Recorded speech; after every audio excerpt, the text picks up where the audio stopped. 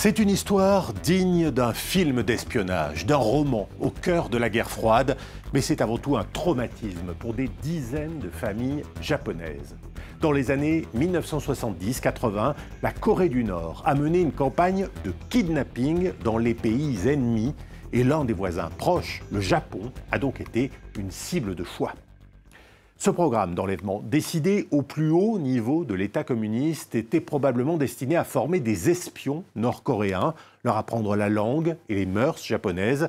Il faudra attendre 2002 pour que le dictateur nord-coréen reconnaisse officiellement ces kidnappings dans une conversation avec le Premier ministre japonais. J'ai protesté très fermement auprès de Kim Jong-il. Il a avoué honnêtement que des Coréens du Nord avaient kidnappé nos ressortissants.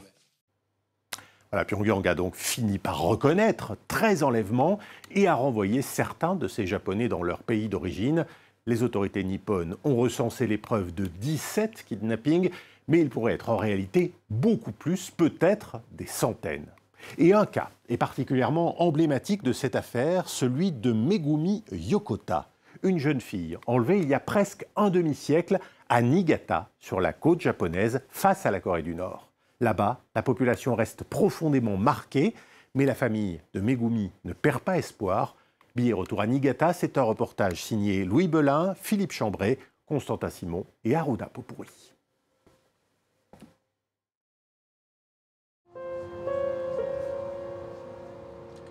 Depuis 45 ans, il la cherche. Sa sœur Megumi. Un soir de novembre 1977, alors qu'elle rentrait du collège, elle a disparu.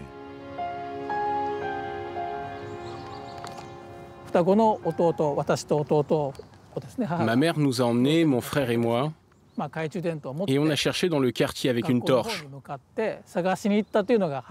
C'est comme ça que tout a commencé. Moi, j'ai senti que quelque chose n'allait pas. À l'époque, je n'avais que 9 ans, donc j'ai quand même fini par m'endormir. Ma mère, elle aussi, pensait que Megumi allait revenir et ne s'inquiétait pas plus que ça. Mais le matin d'après, elle n'est toujours pas revenue. Le soir non plus. La situation a perduré. En 54 ans d'existence, cette semaine-là a été la plus dure de ma vie.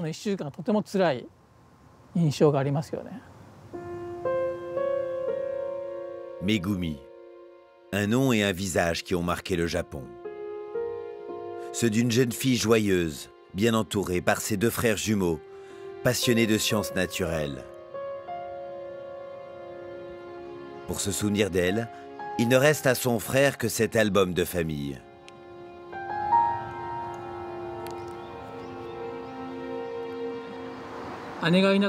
Voilà les photos qui datent d'avant la disparition. Celle d'une famille heureuse, comme tout le monde peut en avoir. Ça me rappelle notre bonheur, et j'aimerais bien revenir à cette époque-là. Après la disparition, on sentait que c'était tabou de poser des questions à nos parents au sujet de ma sœur. On sentait aussi qu'ils faisaient tout pour maintenir les apparences d'une famille normale. C'était dur, surtout pour mes parents. Il y avait moins de rire entre nous. On se parlait moins. Le mystère est total. Une fugue, une noyade, un crime. À l'époque, la police japonaise n'écarte aucune hypothèse. Pour son frère, Megumi est toujours là, quelque part, comme un fantôme dans sa vie.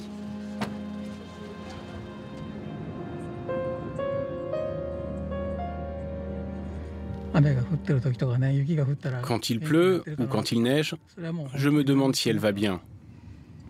Je pense tous les jours à elle. Quand je vois des femmes dans la rue menant une vie de famille ordinaire avec leurs enfants, je pense à la vie heureuse que Megumi aurait pu avoir ici. Progressivement, une piste se dessine. Dans les années 70, en pleine guerre froide, à peine 1000 km séparent le Japon allié des États-Unis et la Corée du Nord communiste. Pyongyang vient de lancer un programme d'enlèvement dans le monde entier. En Corée du Sud, en Europe et sur les côtes de son voisin nippon, des agents nord-coréens enlèvent des dizaines, peut-être des centaines de personnes, pour former leurs espions aux cultures étrangères. Parmi les premières victimes, Megumi Yokota. Elle habitait Niigata, grande ville portuaire et industrielle du nord japonais.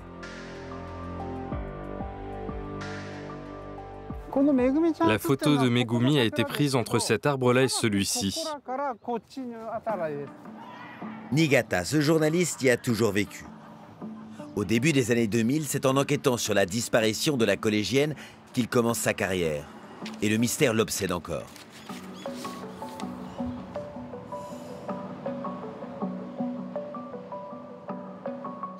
Nous sommes devant le collège où Megumi Yokata étudiait, jusqu'à son enlèvement le 15 novembre 1977. Là, il est midi, mais à l'époque, l'hiver approchait. Et elle a quitté les lieux peu après 18 h, alors qu'il faisait déjà nuit. Des dizaines de fois, il a marché dans les pas de Megumi, jusqu'au lieu de son enlèvement. Nous sommes à 500 mètres du collège. Megumi rentre chez elle après un cours de badminton. Elle se retrouve seule. Le domicile des Yokota est tout proche. Ça manquait d'éclairage, donc il faisait complètement noir. Megumi Yokata aurait été enlevée à cette intersection. Ici, le chien renifleur de la police a tourné sur lui-même et a perdu la trace de Megumi. Une témoin m'a révélé ce qu'elle a entendu entre 18h30 et 19h. Ces cris pouvaient faire penser à des appels à l'aide. C'était la voix faible d'une jeune fille. Si seulement à ce moment-là, elle avait fait plus attention, qu'elle n'avait pas ignoré ses cris et fermé la fenêtre, les choses auraient pu être différentes. Alors on cherche Megumi. On bat les forêts, les rivières, les plages. Mais la collégienne reste introuvable. Elle aurait été attachée ou mise dans un sac par 2 hommes, puis emmenée en voiture vers le bord de mer.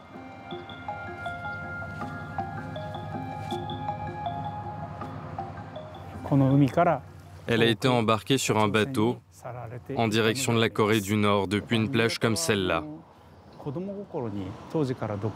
Quand j'étais petit, à Niigata, il y avait une atmosphère étrange. C'était la guerre froide. Et la mer du Japon était le théâtre de tensions. On disait souvent aux enfants qui se promenaient sur la plage qu'ils risquaient de se faire enlever par des marins étrangers. C'est un souvenir terrible. J'ai pensé que ça aurait pu m'arriver. Beaucoup d'enfants ont pensé la même chose.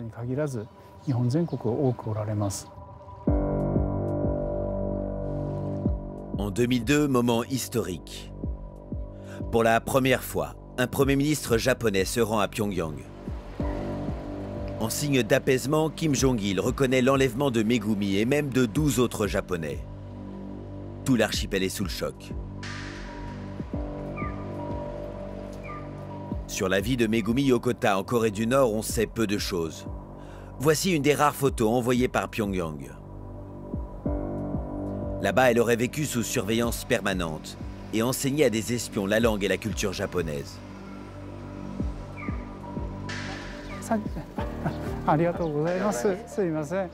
Aujourd'hui, même si la Corée du Nord a promis de mettre fin aux enlèvements, certains habitants de Niigata n'y croient pas.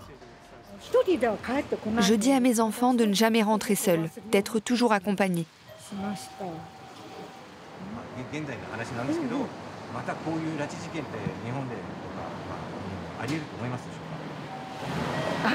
C'est tout à fait possible. On ne sait jamais.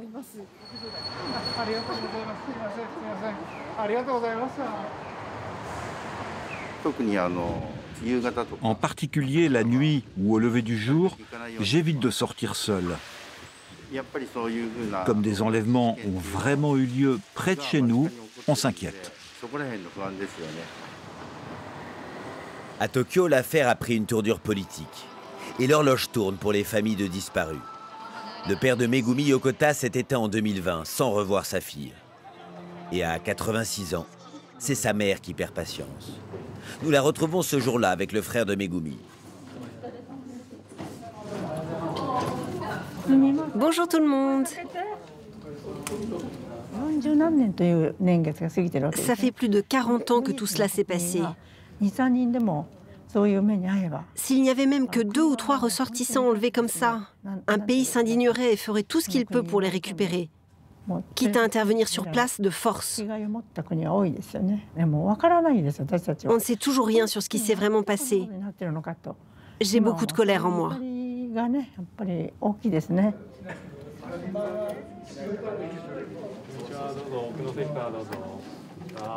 Chaque année en public, les Yokota rassemblent les familles de kidnappés et des responsables politiques de tous bords, avec un objectif, faire pression sur le gouvernement, exiger des actions fortes.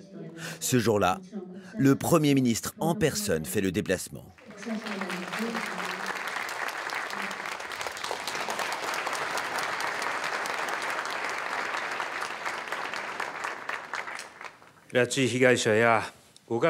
Alors que les personnes enlevées et leurs familles continuent à vieillir, il n'y a pas de temps à perdre pour résoudre ce problème.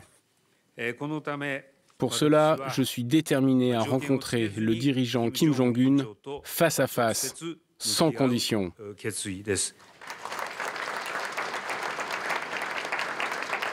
Mais à la sortie, l'engagement du Premier ministre laisse un goût d'amertume. Combien de fois ces familles ont-elles entendu ces promesses? Dans le public, il y a surtout ces centaines de proches de victimes non reconnues. Officiellement, le Japon compte 17 victimes d'enlèvement, mais elles pourraient être près de 900.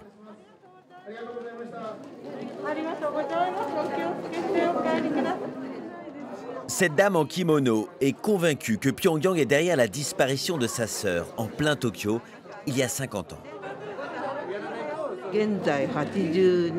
Ma sœur devrait avoir 82 ans aujourd'hui. Je m'inquiète de savoir si elle est toujours vivante ou non en Corée du Nord. La police ne déploie pas les mêmes moyens de recherche et de sauvetage si le cas est reconnu ou non. Pour moi, le gouvernement n'a rien fait.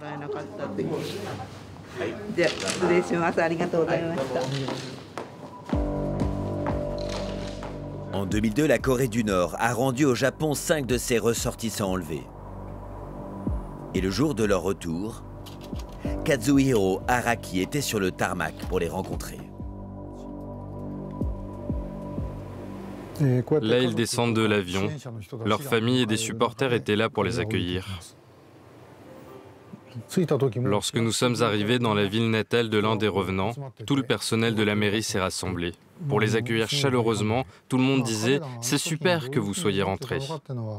Mais on ne savait pas ce qu'ils ressentaient vraiment. Ils avaient eu des enfants en Corée du Nord et ils les avaient laissés là-bas. Donc psychologiquement, ils ne pouvaient pas être dans une attitude critique envers le régime, donc ils n'ont pas osé dire grand-chose. La Corée du Nord prétend depuis que tous les autres Japonais enlevés, comme Megumi, sont maintenant décédés. Pour le pays le plus fermé au monde, le dossier est clos. Mais cet activiste veut croire que des otages sont toujours en vie. Pour commencer, voici les informations concernant les victimes japonaises des enlèvements. Depuis cette station de radio à Tokyo, il leur parle. 3 heures de programme enregistrés tous les jours, en japonais et en coréen. Très vite, ils ont été brouillés par Pyongyang. Là-bas, voilà ce qu'on entend.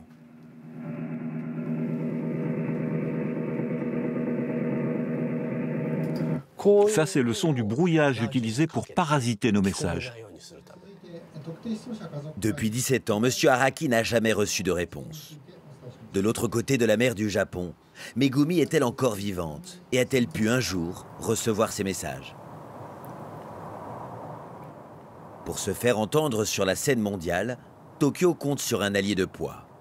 Début 2022, pour la première fois, l'ambassade américaine au Japon envoyait une représentante sur les lieux présumés des enlèvements, à Niigata notamment. La famille Yokota a été reçue à l'ambassade pour raconter l'enlèvement de Megumi Yokota, mais rien ne m'a préparé à ce que j'ai pu voir aujourd'hui. Les États-Unis sont solidaires et se tiennent aux côtés des victimes et de leurs familles.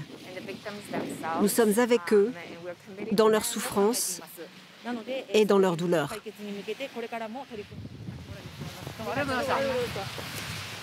Quelques mois plus tard, en marge d'un sommet international au Japon, le président américain Joe Biden a même tenu à rencontrer des proches de kidnappés, dont la famille Yokota.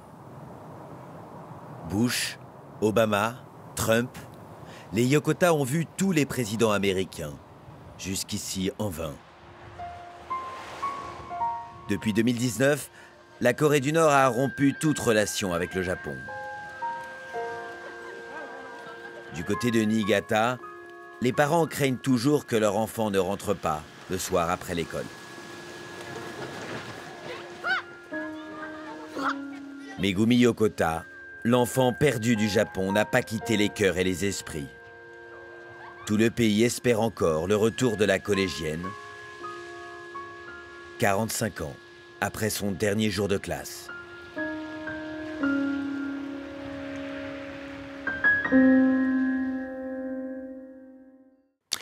Et voilà donc pour ce reportage au Japon, un reportage que vous pourrez retrouver bien sûr sur france24.com. Je vous dis à très vite pour un nouveau numéro de Billets Retour.